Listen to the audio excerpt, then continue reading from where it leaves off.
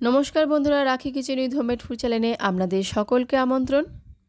গরম কিংবা শীত কখনোই কি বেশি তেলে রান্না খাওয়া স্বাস্থ্যের পক্ষে ভালো? না, কখনোই নয়। তাই আজকে অতি অল্প মাত্রায় তেল দিয়ে একটা রেসিপি নিয়ে চলে এসেছি।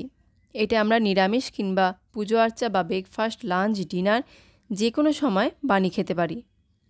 এটা বানাতে যতটা সহজ, খেতে তার থেকে অনেক বেশি সুন্দর হয়। আমরা সকলেই গোলা রুটির নাম কম বেশি সবাই শুনে থাকব এবং অনেকে অনেকভাবে বানিয়েও থাকি। তবে আমি শেয়ার করব আমি কিভাবে বানাই। চলো তাহলে কথা না বাড়িয়ে দেখে নেওয়া যাক।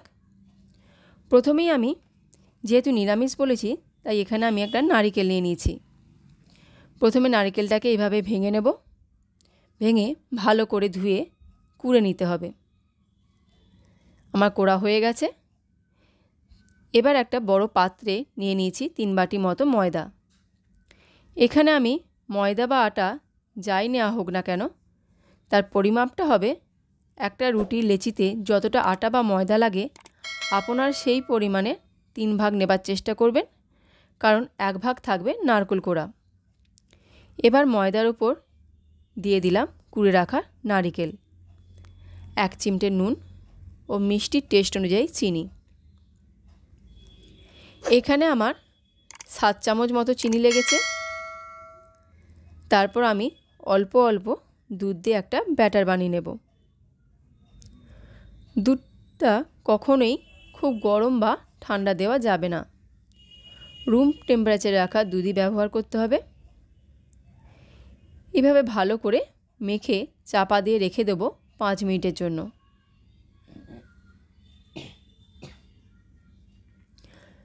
5 মিনিট পর চলে এসেছি। ব্যাটারটা ঠিক এই রকম হবে, খুব ঘনও নয় আবার খুব পাতলাও নয়। তারপর গ্যাস অন করে একটা ননস্টিকে চাটু চাপিয়ে দিয়েছি। এখানে তোমরা ননস্টিক না থাকলে তোমাদের পছন্দ অনুযায়ী পাত্র চাপিয়ে দিও। এবার মিডিয়াম আঁচে প্রথমেই চাটুটার উপর সামান্য ঘি ব্রাশ করে নিতে হবে। তারপর হাত বা যে কোনো পাত্র দিয়ে অল্প অল্প ব্যাটার নিয়ে চাটুতে ঘুরিয়ে নিয়ে চারদিকে রুটির মতো করে গোল করে নেব। এতে দেখতেও ভালো লাগবে এবং যত পাতলা হবে তত খেতেও ভালো লাগবে। যখন দেখবে চারপাশটা এইভাবে শুকিয়ে গিয়ে ফাঁকা হয়ে আসছে, তখন বুঝবে 1 পিঠ হয়ে গেছে। তারপর এভাবে উল্টে দিতে হবে। যারা যারা আমার চ্যানেলটাকে ফলো করো বা দেখে থাকো, তাদের কাছে একটাই অনুরোধ, ভিডিওটা ভালো হোক কিংবা খারাপ, তোমরা প্লিজ আমাকে অবশ্যই জানিও। ভালো হলেও জানিও, খারাপ হলেও জানিও। খারাপ হলে জানালে বরং আমার বেশি সুবিধা হবে, কারণ আমি সংশোধন করার সুযোগ পাবো ও তোমাদের আশীর্বাদে আরও এগিয়ে যেতে পারবো। দেখো, তোমাদের সঙ্গে কথা বলতে বলতে একে একে আমি সবগুলোই প্রায় করে ফেলেছি। তবে একটা টিপস রইল, যারা মনে করো গোলা রুটি করতে গেলে চাটুতে আটকে যাচ্ছে, তাদেরকে বলে থাকি, তারা কখনোই গ্যাস জোর করে করবে না, আর প্রথমেই আমার মতো তেল বা ঘি ব্রাশ করে নেবে।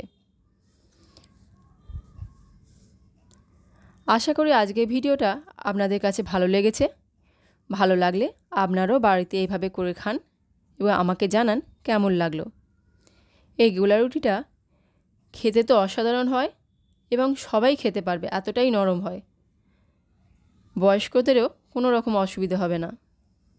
ভালো লাগলে লাইক, কমেন্ট, শেয়ার করতে ভুলবেন না যেন। চ্যানেলটাকে সাবস্ক্রাইব করা না থাকলে সাবস্ক্রাইব করার অনুরোধ রইল। সকলে সুস্থ থাকুন, ভালো থাকুন। ধন্যবাদ।